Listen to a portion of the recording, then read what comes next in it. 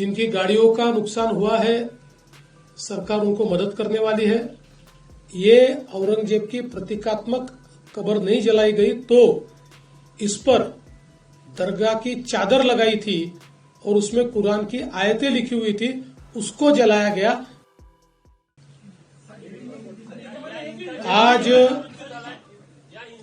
आज जो नागपुर में दंगाइयों ने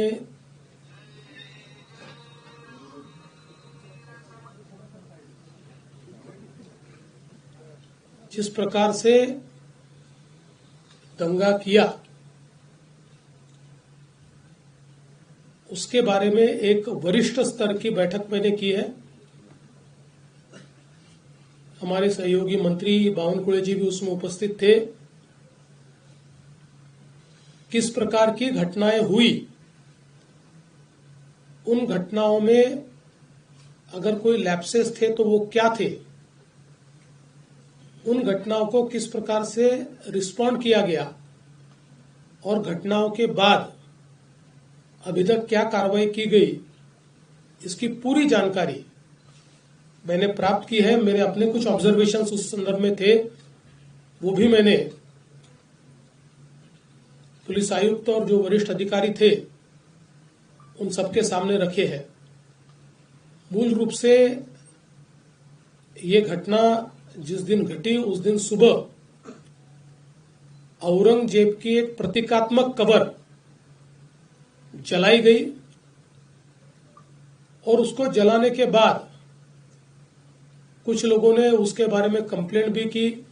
पुलिस ने नियम के अनुसार उस कंप्लेंट को एंटरटेन भी किया, लेकिन बाद में कुछ लोगों ने सोशल मीडिया का उपयोग करते हुए पॉडकास्ट और पोस्ट के माध्यम से ये औरंगजेब की प्रतीकात्मक कब्र नहीं जलाई गई तो इस पर दरगाह की चादर लगाई थी और उसमें कुरान की आयतें लिखी हुई थी, उसको जलाया गया। इस प्रकार का एक झूठा प्रचार किया और लोगों की भावनाओं को भड़काने का काम किया। शाम के समय नागपुर के कुछ इलाकों में लोग जमा हुए और दंगाइयों ने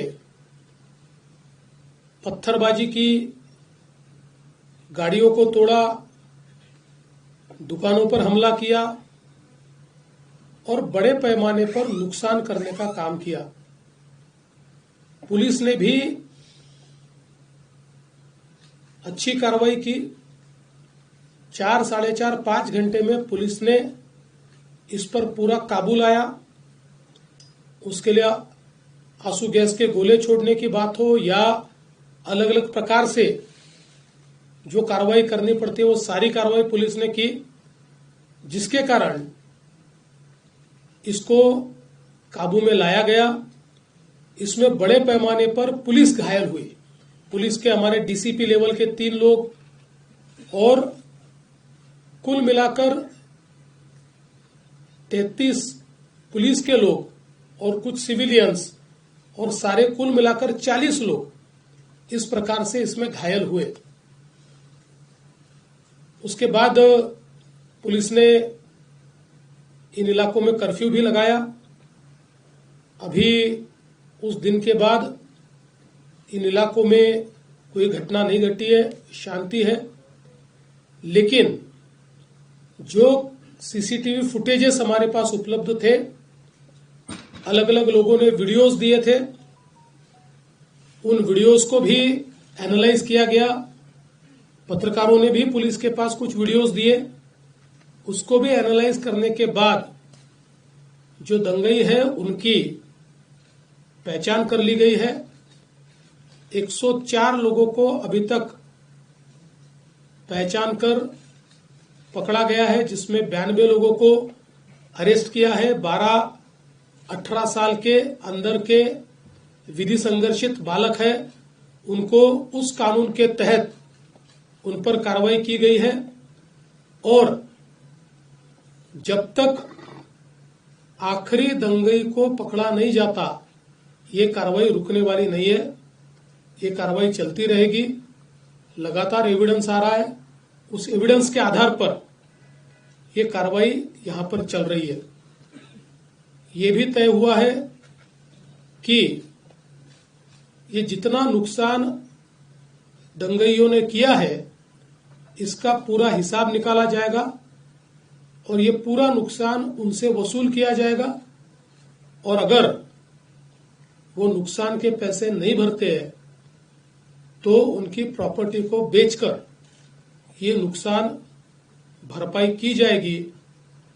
किसी भी हालत में इस प्रकार से किसी को दंगा करके दूसरे को नुकसान पहुंचाने की इजाजत नहीं दी जाएगी। जिनकी गाड़ियों का नुकसान हुआ है सरकार उनको मदद करने वाली है।